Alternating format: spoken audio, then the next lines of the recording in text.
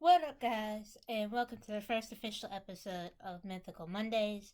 Today, I'll be going over some of the common myths and facts about autism. But before we get started, don't forget to like, comment, and subscribe down below. Don't forget to leave your opinion, what you believe.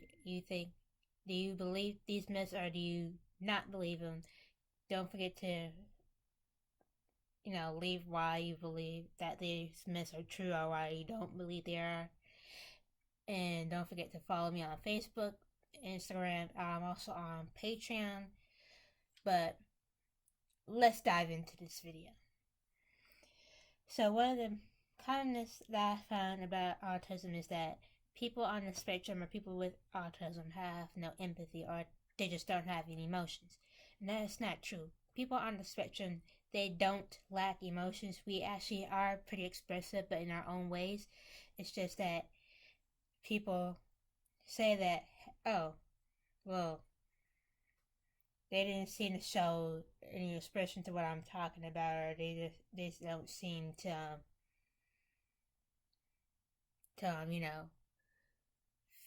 feel what I feel at this moment. But that's not entirely true. We we as an ASP, I have emotions and I express my emotions pretty often. It's just that we ASPs kind of express our emotions differently and we comprehend it differently than a neurotypical would. It's going to be a lot different than what you neurotypicals would think. Yes, we have emotions. Yes, we can express them, but it's just depending on how you look at it. All right. Myth number 2.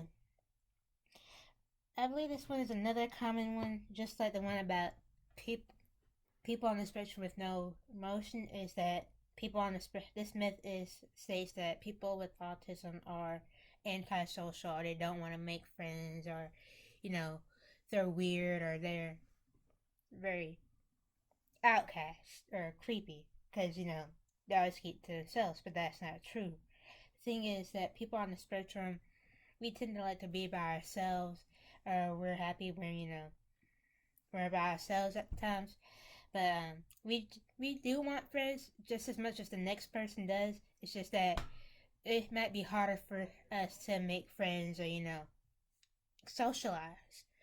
So you can't just judge somebody based off. You can't just judge a person based off something that you think is wrong with them, or first impressions or anything like that. You gotta get to know the person before you judge them. And that's kind of what it's like. People judge us as us people on the spectrum before they actually really get to know us, and they say, "Oh, this person's weird," or "Oh, they don't like having friends or whatever." But that's not true.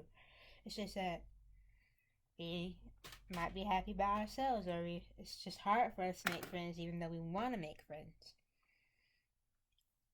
All right. Myth number 2. Number 3. People with autism are stupid. Well, that's not true. The thing is that with autism, it's a developmental disability. It's not an intellectual disability.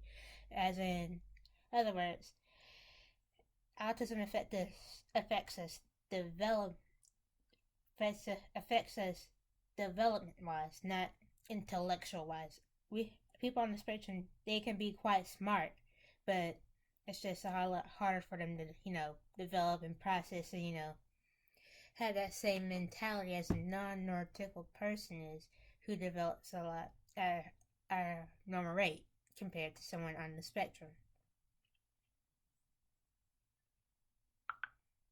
Alright. Myth number 4.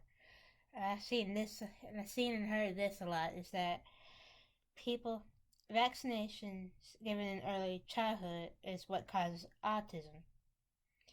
But the truth be told is that vaccines aren't the actual cause of autism, because with vaccines, there's no link between vaccines and autism. It's just that autism can be something that is genetic related, or if someone, or like environmental. So You can't just you gotta ask questions before you assume, I guess. All right. Myth number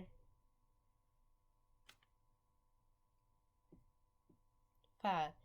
Autism doesn't show up before the age of 2 or 3. Now, there are facts that say that signs of autism can show up in a child as 18 months or sooner. Now, that is true with most, I believe that is true. Most kids who are on the spectrum don't tend to show those facts or those symptoms till like, or signs till like very early, even if they're not a year old yet, or or about a year and a half. Alright, myth number 6. Only boys are autistic. That is a complete myth. Females can be autistic too. No, it doesn't affect just one race or one gender and not the other.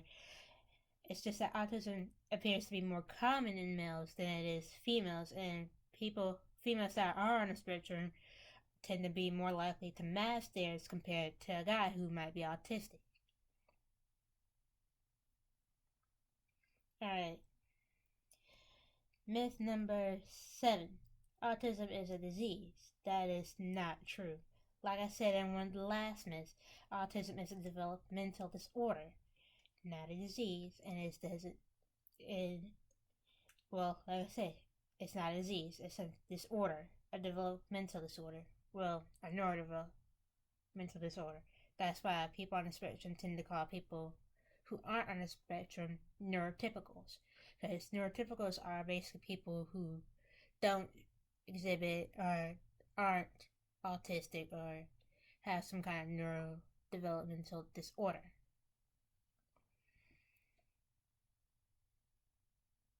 Myth number 8. Bad parenting causes autism. That's not true. This myth was busted a long time ago, stating that it's just bad parenting doesn't cause autism or certain learning disabilities or developmental disorders. It's just that as an Aspie or as someone on the spectrum, we show signs early on in childhood, but people might not recognize it as autism because it might be something else or it's just a phase. But no, you could be a good parent and you could raise your child right, or your child might be autistic, or the child might be raised the wrong way and still be. It's just that bad parenting, good parenting, there's no right way to parent. It's just that autism is autism. You can't cure it. There's no cure for it. But as an Aspie, we can receive therapy like ABA therapy or just like therapy in general to help. Alright. Let's see. I guess that's it for today. Don't forget to comment, like, and subscribe down below. And I'll see you all next time.